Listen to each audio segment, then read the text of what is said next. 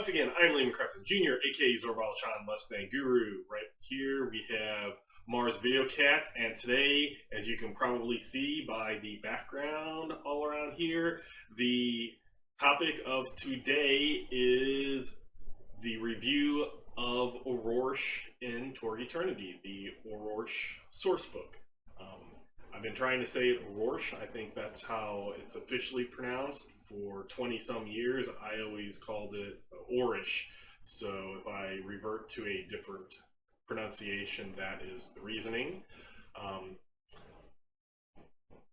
The mentality of the realm is very similar. If you've watched my original Torg Orrorsh review, it's the Gaunt Man here has the same motivations of becoming the Torg, getting enough possibility energy to become Torg, become this godlike being, and he is pure evil. His realm is gothic horror, which is the same. So there's like werewolves and vampires and all types of normal nasties, but also there are interesting twists on things, which I'll go into a little detail.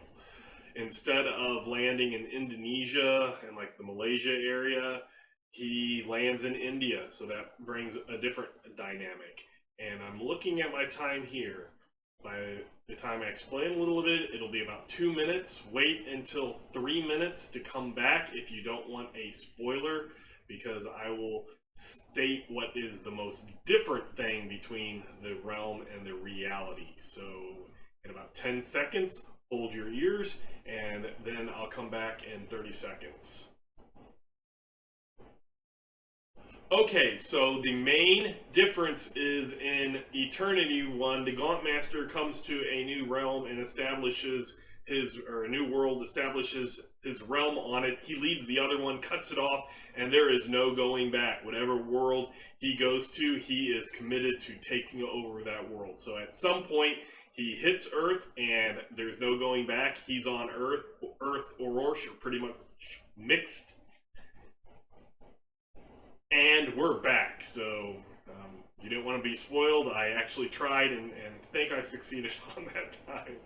So the mechanical things are what the differences are from original, or the main differences between the original Orrorsh and the Torg Eternity Orrorsh.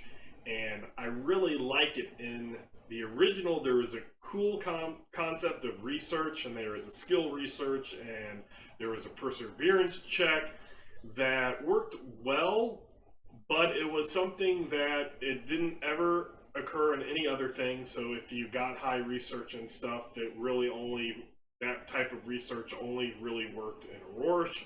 And then the perseverance thing was something that you gained depending on who the big bad end guy was, and it's pretty much that. Whoever the mastermind, the end guy was, or gal, the end thing, the BBEG, that had a point value. And if you failed perseverance checks throughout the time, the Game Master got a bunch of points, a multiplier of that number, and then with those points, he had a list of things that he could do, bad things, to players. And it was cool, but in my games, it always presented a problem because my games never had like less than 6 or 7 people. So when you take 6 or 7 people and you multiply all those points up, you get a ton of points. And there was one called the Marked for Death, which, if I recall correctly, and I probably explained it a lot better in my previous video with the original Orrorsh, because I haven't looked at that book, but the Marked of Death was very much like Disconnection now, where you could not spend possibilities to soak damage. There's something to that effect.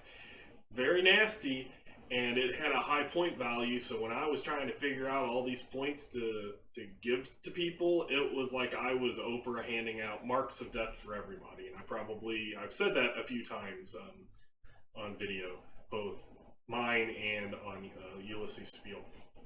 Sorry, I just got something in my eye.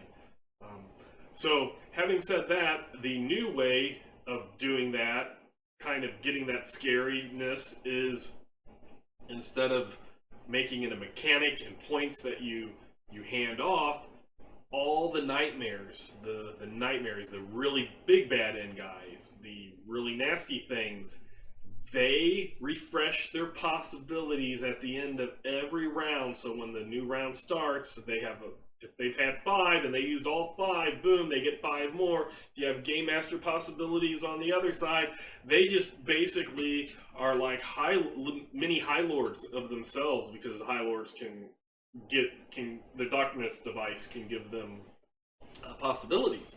So they are extremely tough, and even something like a normal BBEG will have 3 possibilities. When you're refreshing those every single round, that mentality of all the other realms where the Storm Knights go in and they can, okay, you've done 5 wounds and 10 shock and they soak, well, at least you know, it might seem, oh man, we could have taken it out, but they rolled a good soak. But I made them spend a possibility, and that was a limited resource.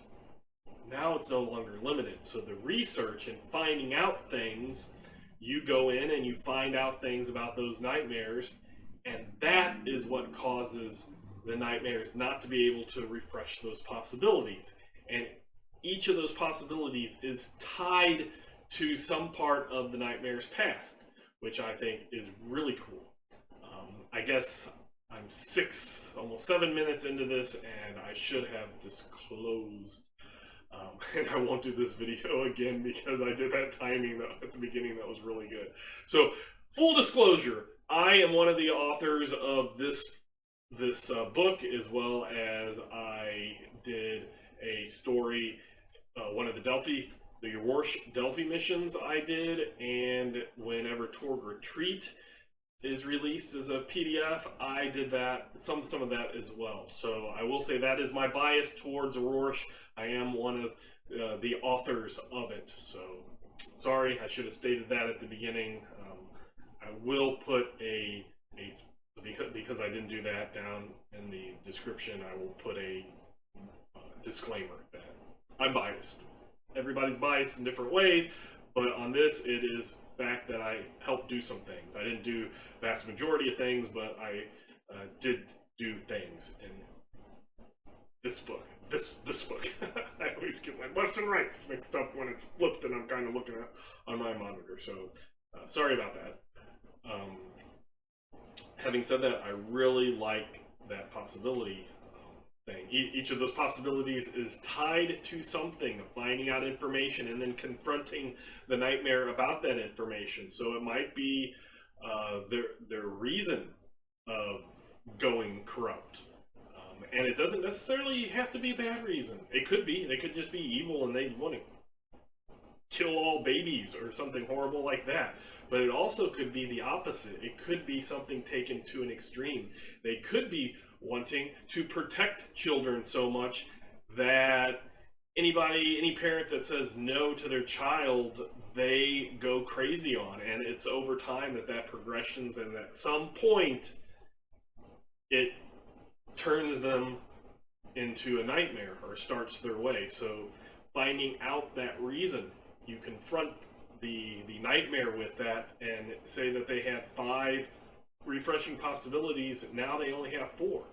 And you do that, each of those possibilities is tied to something else. And instead of an adventure generator in the back, there is a nightmare generator. And in that, there's a whole list of different parts of those where each one is connected to a different thing. Something might be an object, something might be a person, something might be the origin.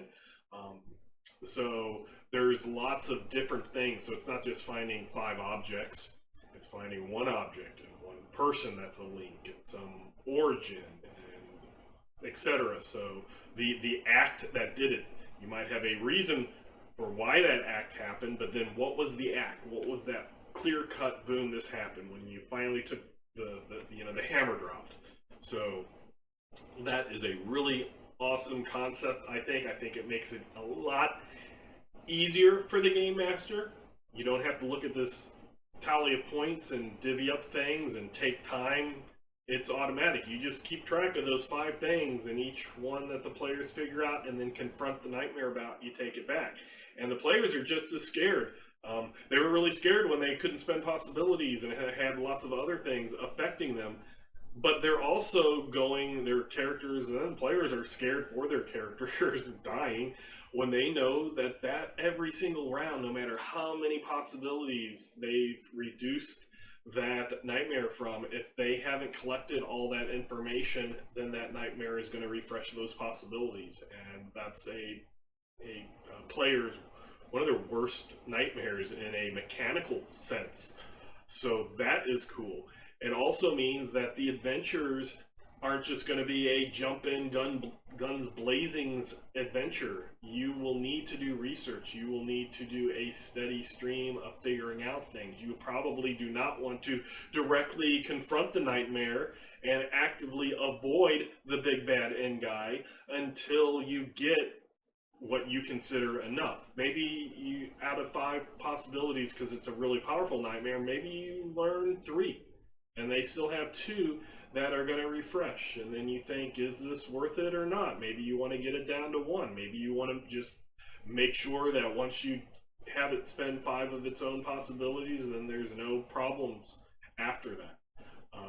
The adventure that I wrote in the Delphi Mount missions that I will say is Myth of Myths and Monsters, which is kind of a nightmare hunting on training wheels to get players to understand how it works and what you need to do and how you need to do it. So then when you go into bigger, badder things, that you will be more prepared to get that mentality. Because I've stated in the past, and I'll state it again, the way the realm of Orrorsh works, and there's a lot of people that see Torg as being heroic. Torg is a genre based. You can do heroic things, but it's not heroic as a RPG. The Storm Knights can do anything, yes, but they can't do everything, and they don't necessarily instantly are able to do anything. One of the things that I understand, and at the time I agreed completely with, is how the realms were released. They were released pretty much how they were in original Torg, which was a nice throwback. Tharkold was boosted up because in Eternity, then Tharkold had the psychic abilities, so they had to kind of move that up to show how that works. And then with the crazy pandemic we're in now, we wanted to flip Orrorsh and Pan Pacifica. It was a little too touchy to have Pan Pacifica go first, but that order puts all of these heroic realms, like even Living Land, you can be heroic because you have the law of life and everything, and the savagery of things can be bad or they can be good. So you have that can boost heroics. Isle is a light versus dark realm. Nile Empire is obviously pulp heroic. You good people, good heroes have the benefit. So you have all of those, and Cyber Papacy, you have the type of resistance, Blade Runner, fighting against the man, or the church in that case. You have all of these things that really do promote that heroic aspect, and then you get slammed at the end with Tharkold, Orrorsh, Pan Pacifica, which are all nasty realms that the players and the characters, you can be heroes, but it's not a heroic realm, and that kind of really startles people. So I do want to warn, this whole Orrorsh is not a nice place. If you're a superhero or a hero from Nile Empire, you're going there, you're dealing with those realities. You might have connections to your Nile, but you're going to deal with Orrorsh on Orrorsh terms. So I'll say that as a warning. When you go there, you cannot go with that mentality of jumping in guns blazing, because it will get you destroyed every time. And if you watch one of my Torg Tuesdays, when I went into Orrorsh, having known all of this, our group did that, and I went along with the guns blazing, and we weren't killed, but we lost. We lost because we did that instead of thinking about things. Our faults, and I've mentioned in lots of videos as well. I'm perfectly accepting of consequences where it was the party or a member of the party's fault. So this is a Orrorsh review, so I don't want to necessarily go off on too much of a tangent there. Having said that, this is a nasty realm. There's all types of cool enemies. There's the Victorian angle. It's a little more steampunk than original Torg. There are mechanical arms, and basically anything that we could do now as a modern society, there's probably some type of steampunk version of it. It's not cyberware or occult tech, which it makes it better. It's basically, it's steampunk, which allows the same type of thing. So if you don't have, like here we have automobiles, so there you will have your horse and buggy, but you might have a little steampunk, type steam operated mechanism going. Like I said, there's limbs, but they don't give you bonuses to anything. They can be wound. You can take a wound, say in the arm, instead of it affecting you, but then the arm's damaged and you have to pay for it. So if I take a wound, then I can be healed with a miracle. If I'm in a situation where I want that arm, that mechanical arm, to be wounded, then it can't be healed with a miracle. You have to pay money to fix. So there's a trade-in of that. So it's different, but it's equivalent. It's not giving you necessarily an extra wound, because it can't be healed with a miracle or potion or something like that. The other difference is in the original Orrorsh, unless you were something like a werewolf or a vampire, then you didn't have lots of things to do. With Eternity, you have the perks. There is the whole alchemy line of perks, which you have potions that can do things. And I'm saying except for like magic and miracles.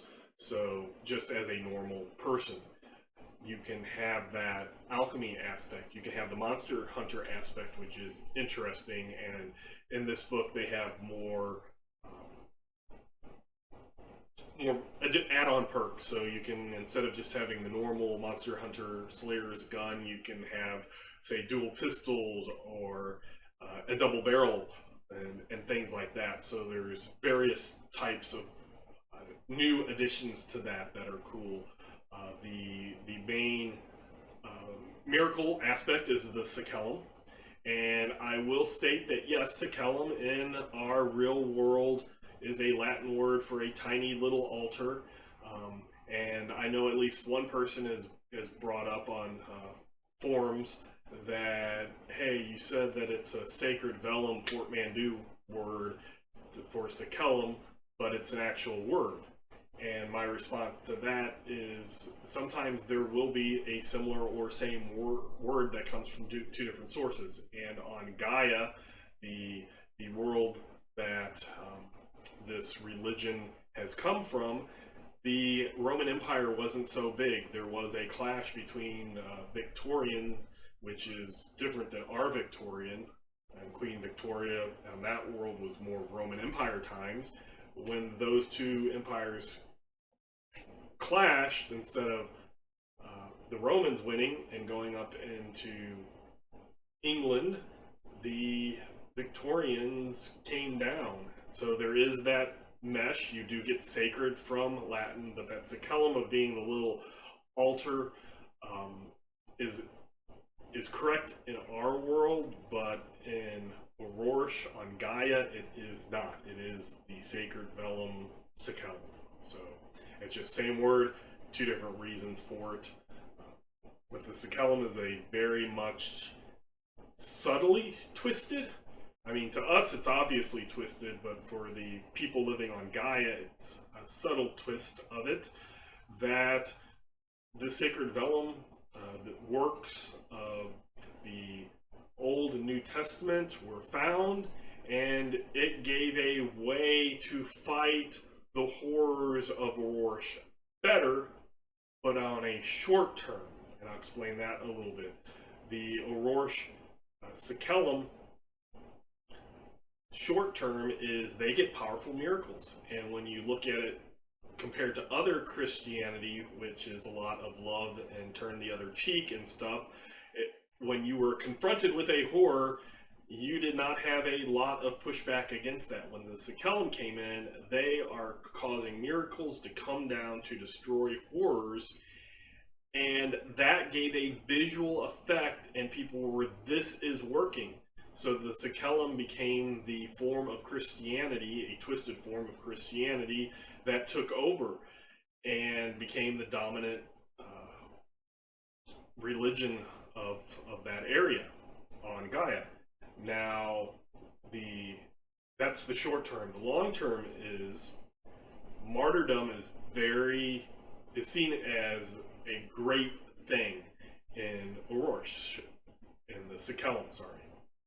So when you have these priests and chaplains who are associated with the military, and they go out and fight, they have no qualms whatsoever about martyring themselves to destroy the horror, which again is a short-term thing. You kill that horror, you die, they die, you save the world, you become a martyr, and whatever afterlife there is, you're happy you were a martyr. People are proclaiming you're a martyr and everything, but you are no longer there to fight more horrors, and the horrors are going to keep coming back. So you're slowly going to have a attrition, and that was one of the main reasons of twisting Christianity and making the Sikellum, was to show people that, hey, it works, it works, it works. And then it got to a point where it became too late to realize, oh, in the long term, we have messed with ourselves, because now everybody who can do these miracles, there's fewer and fewer of them around as the population dwindles. And then you have the refugees that come to Earth, core Earth, and now, again, in that area, the Sikellum can grow again, but then it's going to shrink again, and that's the corruption of the religion. So I had a lot of fun working with that. Magic has that kind of that gruesomeness of spells. You might need a item that's not nice, like to do a scrying spell. You might need an eye, things like that. Rituals. They did do a little bit of rework from the previous edition with the werewolf. The werewolf really was aggravating a lot of people because it was a curse. They made it a really bad curse, and it wasn't even the original Torgs. You can make a player character that wolfed out, and in Eternity, for a while, it seemed like it wasn't. The new version isn't necessarily a corruption check is required every single time.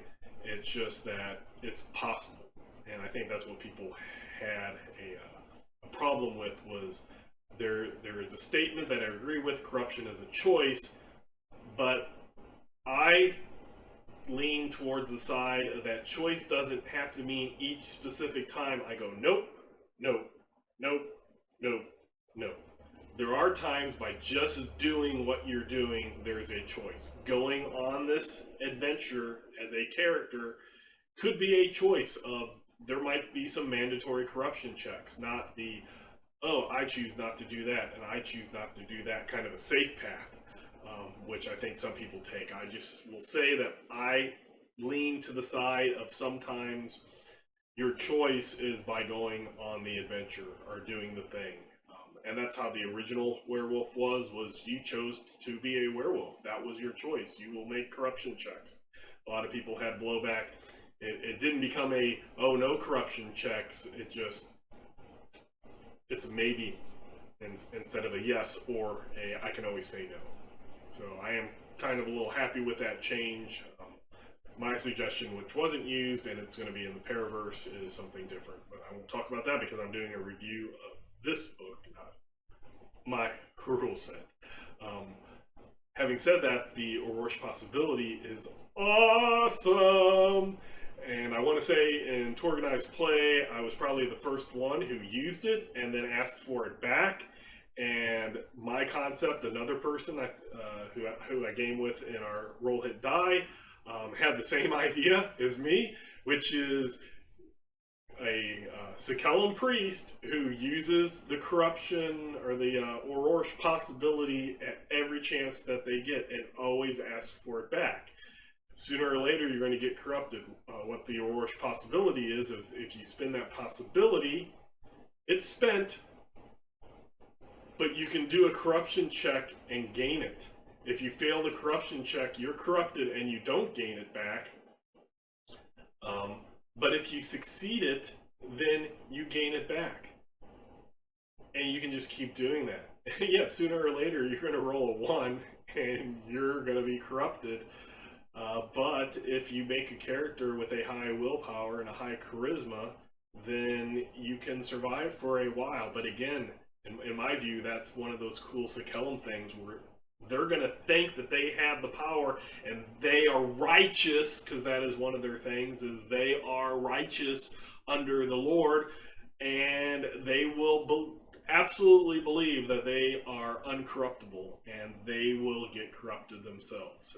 And that's another cool thing, which you take the possibility, you take the Sikellum, or even a magic or monster hunter or whatever. If you have somebody who firmly believes that they can do it, they're gonna at some point roll a 1, and I think that is just awesome aspect of that possibility. It doesn't give you any benefit. It's not a if then, or using these skills it does this, or giving you an enchantment. It's just use it. You use it and you don't ask for it back, no problem. You used a possibility. You ask for it back, you have that whisper in your ear, make a corruption check. And that's absolutely the player and the character doing that choice. One of the cards in there was you take a corruption check in the new drama deck, and people did not like that at all. And as I said, I was perfectly fine with that, because to me that went along the lines of you decided to go on the adventure. You knew that was in there. Your character decided to go there. You're going to have to deal with corruption. But I think it was a switch to choose to take a wound or a corruption check.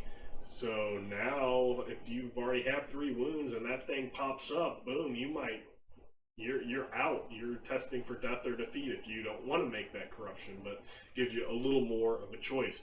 And that will be a little interesting when I start both game mastering and playing. When that pops up, who's going to choose that wound and who's going to choose that corruption check? So that's something cool, because there might be some people that just don't have that willpower, don't have that charisma, and are going to choose that wound, and other people are going to go for the corruption check with the idea in their head, just like that Orrorsh possibility, that I will be able to succeed in this, and then they roll the 1 and fail automatically. So that's interesting. So I won't say that I disagree with the change, but I was happy with it how it was originally. Having said that, I don't want to get into a lot of the nitty grittiness. I'm up to around 30 minutes. You can watch my original Orrorsh review, and like I said, the realm itself and the mentality of it is almost the same. It's just those little mechanics, streamlining it in a very positive way, in my opinion. I love the aspects of the regenerative possibilities, unless you do your research. Find out your clues, find out the past, things like that. Really happy with how the Sikellum worked out, how magic works out.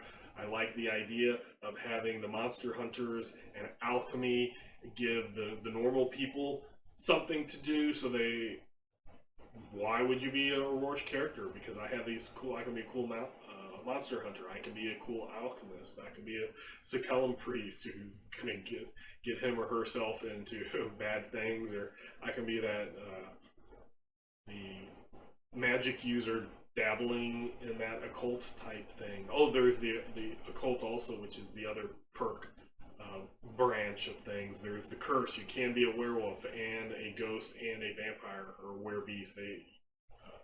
did a werewolf, but you could be one of the other ones. And they have benefits, but they're all going to have that corruption type thing. And if you've been corrupted, though, then that opens up a hope perk category, which allows you to fight corruption. So there's that aspect of it, which I think takes care of it. Pretty cool. The drama deck, the extra cosm cards and stuff are all helping with Orrorsh and making it its own distinct realm. So, once again, I am Lehman Crafton Jr., aka Zorbalchan Less Than Guru, and until next time, I will catch you later.